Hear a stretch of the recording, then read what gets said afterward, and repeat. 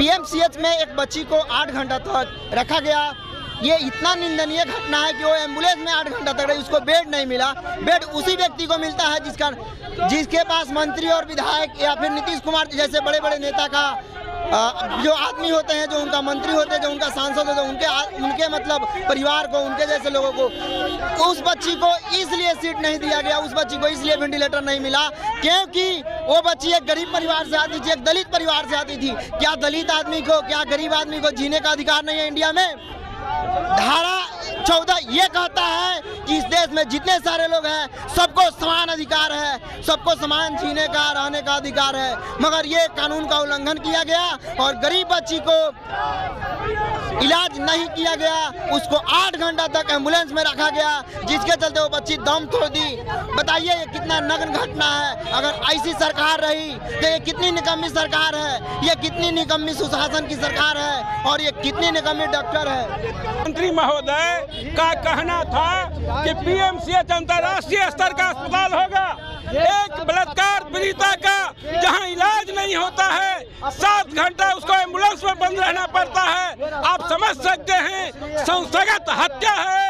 यह हत्या के जिम्मेवार पीएमसीएच के अधीक्षक और वहां के नियुक्त प्रभारी और डॉक्टर हैं और उन पर तुरंत मुकदमा चलना चाहिए हत्या का। और मेरी मांग है कि आप बिहार के स्वास्थ्य मंत्री मंगल पांडे को इस्तीफा देना चाहिए। ये डूब मरने की जरूरत है कि अंतर्राष्ट्रीय स्तर के अस्पताल में एक बलात्कारी रामजीवन प्रसाद सिंह, अधिवक्ता पटना उच्च न्यायालय।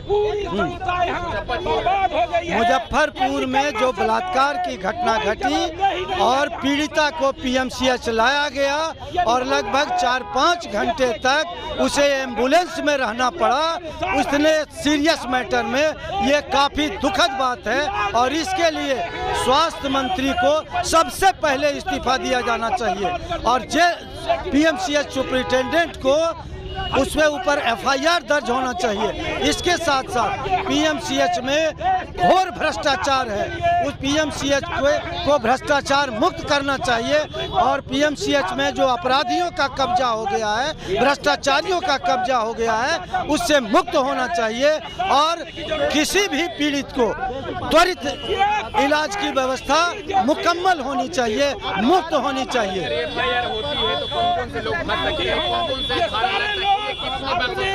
सबसे पहले नेग्लिजेंस के लिए, और ये तो नेग्लिजेंस हम नहीं कहेंगे, ये जानबूझकर ये हत्या किया गया है। पीएमसीएच के अधिकारियों के ऊपर 302 पहले था, अभी 101-2-3 है, इसमें मुकदमा होना चाहिए।